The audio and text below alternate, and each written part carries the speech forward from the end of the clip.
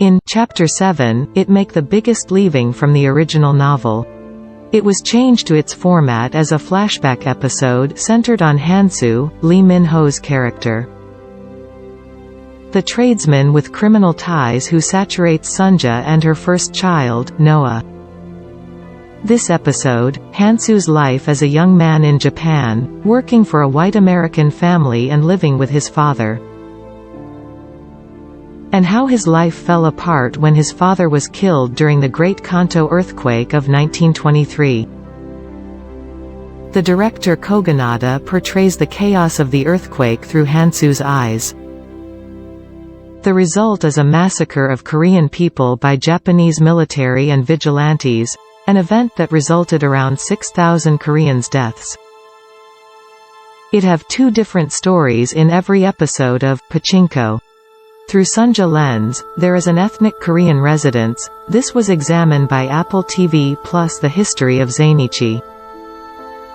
During Japanese colonial rule of the country, a fish merchant born in Korea forced to immigrate to Japan after pregnant, which is in out of wedlock.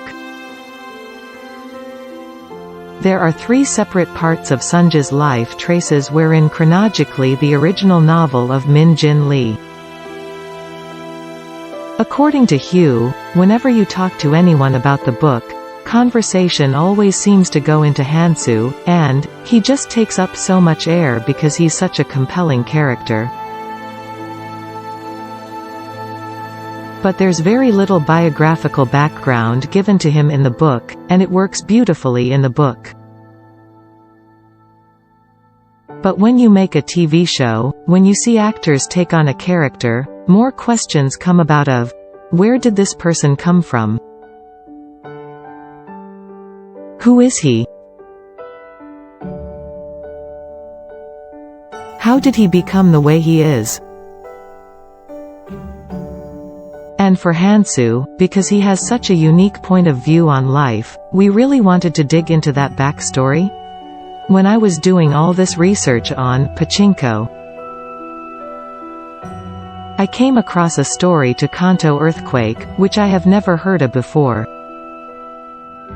And it is really one of the great disasters of the 20th century, especially when you hear about what happened to Korean population afterwards. All of a sudden, that was Hansu's story. It just felt so integral to his character. Variety talked to Hugh about constructing the episode, reinventing a great novel and digging into the forgotten history of the Kantō massacre. According to Lee Min-ho, before he accepts to any projects, he needs to know first how you do it, because it doesn't seem fair to jump onto a project and then figure it out. So when Media Res optioned the novel, they had already talked about my point of view on it, and they were very excited about it. That's why the adaptation process is so interesting. Lee Min-ho always felt that the cross-cutting to the past and present was the cinematic way to go. For the last 25 years, they get in episodes that often reframes that character and bring that character into life in a different way. What I love about putting this episode near the end is we think we have Hansu figured out, and then when you see him as a young man, it completely shifts how you've taken in his character. He loved the opportunity to have a conversation with the audience, so now what do you think of him? Pachinko is an American production. Did you feel any obligation to explain the history it depicts to them? I imagine a lot of people watching the show will learn about the massacre for the first time from it. With the drop of the 7th episode of Pachinko, Variety talked to Hugh about constructing the episode, reinventing a great novel and digging into the forgotten history of the Kantō massacre. In a great hallmark for television in the last 25 years, in this episodes, they can get the reframes that character and bring that character to life in a different way. What they love about this episode near the end is we think we have Hansu figured out, and then once you see him, it completely shifts how you've taken in his character. I love that opportunity to have that conversation with the audience. So now what do you think of him?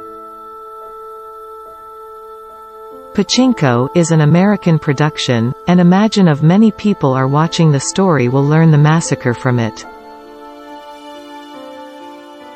It's truly amazing. It wasn't just for an American people. They had so many audience in Japan and Korea. It's a secret history for so many people. And in terms of conceptualizing the history, this is a working backwards, which is always make us fun. In the first meet him in the pilot that he is someone who lives in Japan, which he is working for a criminal enterprise. For other ways, we've said America is the boogeyman of our show, in our characters' imaginations.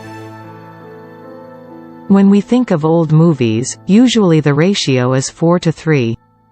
It is a very long process. They also had a long audition process for the characters. They visualized, and please watch the audition tapes. In the beginning, Lee Min-ho said, "This has to be told in 3 languages. I don't know Japanese at all. I tried to take Japanese lessons during the writing of the show, but there was no way I could learn it. Japanese is so hard. It really was a leap of faith." The scripts were written in English, which were then translated into both Korean and Japanese. The translator is his hero. Lee says, "Now with Korean, because I understand Korean, I could hear the script back and understand whether or not it translated well.